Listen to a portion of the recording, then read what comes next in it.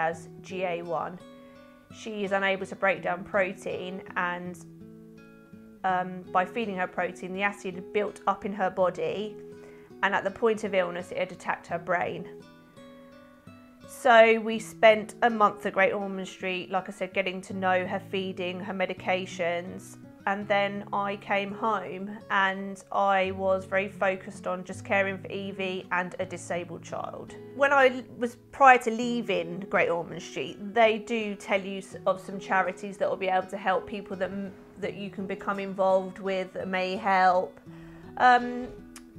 And in those conversations, they talked about Keech, but I didn't want to involve myself with Keech because it was a hospice. I was scared of the hospice, I suppose. I thought, well, that's where children and elderly go to die. I didn't want to engage in it really, so I sort of put it to the back of my mind. My health visitor talked about how lovely Keech was, and that maybe a visit. So I went to visit with my mum, and I felt very comfortable there immediately. It wasn't what I thought it was going to be. So I got a list of what the groups were there and started going to Tots and Toys on a Thursday, meeting other parents whose children are similar to Evie. I just feel normal at Keech. I feel I fit in there, whereas other places I don't. Because I have issues about people staring at me and staring at Evie and oh you poor thing, or oh the stairs at Evie, or is she well enough to be out? Like, whereas at Keech I don't have that. I feel we're just accepted there, and I feel comfortable there. I don't have anxiety like I have at other places that I go to. I don't feel that anxiety. So whilst I'm unable to go out, Keech come to me. So I have Mary as a community worker, and she comes out to see me. We talk through things. Also, Jenny will come out as well and do some activities with Evie, because as well as Evie's still needing stimulation, so this is what's quite difficult with Evie, that I'm exhausted from being awake with her all night. I then don't have the energy then to provide her with play and stimulation. So Jenny comes and does that with Evie, painting, sensory toys, different ways of helping Evie to express herself, because Evie does scream. That's her only way of communicating, so she screams for long periods of time. Keech provide me with respite, which is the only place that does, because Evie's still very young as well, but that doesn't mean I don't need that time away from Evie, and she needs that time away from me. I think with Evie, I can explain that I feel I'm constantly physically touching Evie, so I've lost my own body as such, so she's constantly on me, and I can compare it to when I breastfed her. So you do that only as a short time for a mother, whereas I feel now Evie's constantly with me, and when she's at Keech I feel I get that my own body back, so there's not that physical touching all of the time because they will just take Evie from me, and Jenny will do an activity with her, and I'll leave there with something that Evie's made or painted, or so that's nice to get to leave with stuff as well. I didn't want to engage in sensory toys. I pretty much, when I first came out of hospital with Evie, still had all her old toys. So she would build a farm set, she could play with a doll's house, she was riding on a horse, on a trike. So all of Evie's toys were not suitable anymore. And if I did show her stuff, she'd become dystonic because she'd want to grasp or hold something or build, and I think that ability had gone. So it was Keech has helped me to engage in some sensory stuff that I didn't want to engage in. I wanted Evie still to be normal. I wanted her still to do the stuff she did before. And Keech has helped me to learn that Evie will get great pleasure out of the simplest of movements now. So just a touch to make a sound. So it's instruments, Evie will still be able to paint, but just in a different way, not physically holding a brush and doing me a masterpiece. It'll be a different type of painting. She'll still paint, but it'll just be in a different way. And that is just teaching me ways of how I can engage Evie in activities and helping me to understand that, because I didn't want to.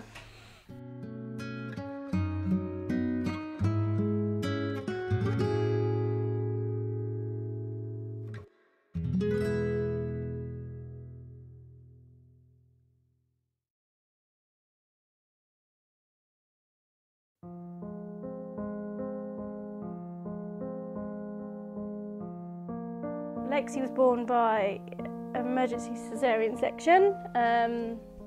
She was starved of oxygen. They said that she was going to be brain damaged. Keech was probably the best place for her to go. And when they said the word hospice, it was a bit like, oh, okay, so that's where she's going to go to die. But we said, okay, then they said that they'd show us around and everything, and it's actually a beautiful place, and it's a bit like hospice. It's going to be very clinical, it's just going to be a nurse there, we're not going to be able to spend any time with her, and it was completely the opposite. Turning up and seeing this beautiful building, and walking in, the first thing you see is big teddy bears, so you know it's children friendly. Walking through each room, just seeing books and nice comfy chairs and nice rooms and light and airy, and everybody just greeted you and, you know, said hello, and everyone was very friendly, and it was such a completely different atmosphere to what you really expect. And I think it put people with learning difficulties and with life-limiting illnesses, you sort of kind of saw it in a different light. You saw it as their home, which I thought was very, very magical. So when we went to Keech, and suddenly being able to have your friends and family with your daughter, spending quality time, it was absolutely amazing to, you know, be a family, because in the hospital you weren't able to just go and pick her up, really. You had to ask to come have a cuddle, which that's really hard to deal with. And then with Keech, they were amazing throughout. We were only there 6 days, but that's the only 6 days I really remember, because I think we experienced so much in such a short space of time. We played with her in the sensory room. We didn't go swimming, but we would have done, definitely. We had Anna, the musical lady, come in, and she played at the harp, I think. And when she went downhill and she died in the morning, obviously really, really hard situation, but the nurses were brilliant, absolutely. They made sure that we were comforted and everything was okay, and they took care of her, and they offered us to have her hand and foot casts, which we've got upstairs on a shelf with her pictures. They gave us, all through the week while we were there, they gave us things to do. We did hand and foot printing with her. With the support groups as well, Keech has helped us move on and to extend our family. We've now got another little girl who is nearly 14 months. When we found out we were expecting, we got very excited and had to go over to Keech and tell our extended family, because that's how we see Keech, as our extended family. So we wanted to tell that one of the nurses in particular who helped look after Lexi, and when we were also excited to hear when they were having children as well. So amazing.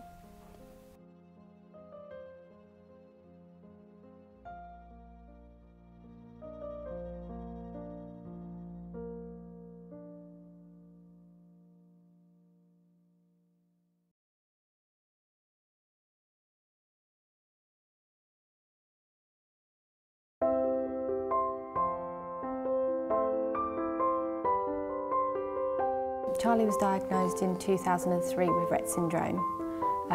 When she was first diagnosed, we knew nothing about the condition. We had no support. We were told at the hospital what the name of it was and given a whole load of leaflets and said, off you go. So you can imagine we felt in limbo, didn't know where to turn. We sort of plodded along for the first couple of years, not knowing what was out there, what we were entitled to in terms of help.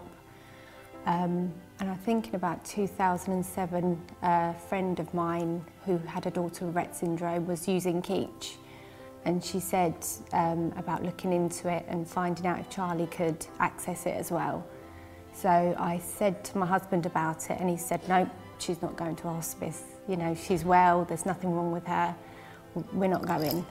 So I looked into it, and I think we had a nurse come out to visit us initially, and she was lovely and reassured us that it was a nice place to come. It wasn't a hospice like you'd imagine it for an older person. It was a really friendly, lovely place. So we came up to visit. Charlie sort of was quite settled when we came.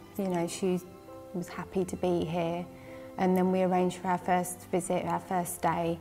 The first day we came, we were made to feel at home. Initially we walked in and thought, well, how can we feel comfortable in a hospice? But the second we walked in, the staff was so welcoming, all the touches around the hospice with, the pictures on the walls, and, it's not like a hospital. You feel welcome, you feel like you're at home, you feel so settled and comfortable. It's just so lovely. When we came up, we had already arranged to go into the pool because it was a family swim. So we came up and did a family swim. Keech had arranged for another family to be in when we came in, just to help settle us down. And then we put Charlie into the unit, and then myself and my daughter went off, and we sort of settled ourselves upstairs. And I think we also went off for a bit of a wander in the area, just so that we could actually leave Charlie to it. I won't deny it, it's really hard leaving Charlie. When I bring her up, I always have tears when I leave her, always. Even though I know she's 100% safe and they'll look after her really, really well. But there is no other place that I can leave Charlie. Our local respite centre haven't got the staff that are able to look after her. They aren't medically trained with her BiPAP, which is her ventilator. Whereas leaving her here at Keech, I know I can leave her, I know she's 100% safe, I know there's medically trained staff around should there be an issue. Yes, we are about a 40-minute drive away, but I know that she is so well looked after, I don't have to worry. Charlie's had a few sessions of music therapy. In the sessions she's really, really responded well.